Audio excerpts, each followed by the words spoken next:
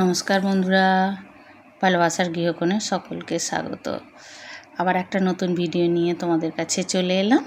আজকে করব একটুখানি ছানার তরকারি। আজ বৃহস্পতিবার তো, আর নিরামিষ একটু ছানার তরকারি করব। তো তার জন্য ছানাটা ভালো করে আগে মেখে নিলাম। ছানাটা ঘরে তৈরি না, কেনা ছানা।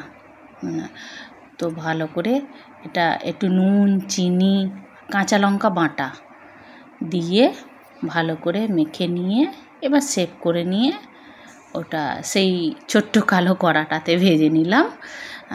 তো নানা রকম সেভ দিয়ে নিয়েছি, কোনোটা গোল, কোনোটা ডিমের মতো করে সেভ দিয়ে এগুলো 3-4 বারে ভেজে নিলাম। এই ছানাটা আমার কোনো দোকান থেকেও কেনা নয়, এটা একটা গোয়ালার কাছ থেকে কেনা।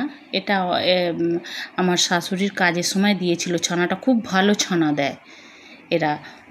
ছানাটা একটুও জল থাকে না, আমাকে আর আলাদা করে কাপড় ছেঁড়ায় দিয়ে জল নেংড়াতে হয় না, খুব সুন্দরই ছানাটা দেয়।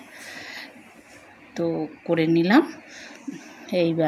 এবার তরকারিটা করে নেবো। ওই ছানা ভাজার তেলই একটুখানি দিয়ে নিয়ে তাতে একটু ঘি মিশিয়ে নিয়ে কালো জিরে ফোড়ন দিয়ে নিয়েছিলাম, তাতে একটু হলুদ দিয়ে আদা জিরে বাটনা দিয়ে নিলাম, দিয়ে আর একটু কসুরি মেথি দিলাম। কসুরি মেথি শেষে দিলে কিন্তু হবে না, এটাই প্রথমেই দিতে হবে তেলের ওপর, তো খুব সুন্দর একটা আলাদা ফ্লেভার আসবে। আর তাতে অল্প একটু টমেটো সস দিলাম, আর দিলাম এটা মিক্সিং জারে বেটে নিয়েছিলাম তোমার একটু কাজু বাদাম, কিশমিশ, চালমগজ, একটু টক দই আর টমেটো, এগুলো দিয়ে ঘুরিয়ে নিয়ে করে নিলাম। ভালো করে বাটনাটা কষে নিলাম।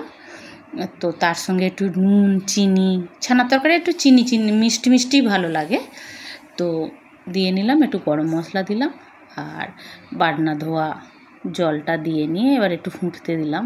ফুটে যেতে ছানাগুলো দিয়ে নিলাম। আর ছানা দিয়ে তো বেশি ফোটায় না, অল্পতেই এটা হয়ে গেল তরকারিটা। কেমন লাগলো বন্ধুরা জানিও। এর আগেও ছানার তরকারি করে তোমাদের দেখিয়েছি, কিন্তু এটা তো রেসিপিটা দিইনি, তো সেই জন্য আবার দিলাম। কেমন লাগলো জানিও। দেখা হবে আবার পরের ভিডিওয়। চলি বন্ধুরা।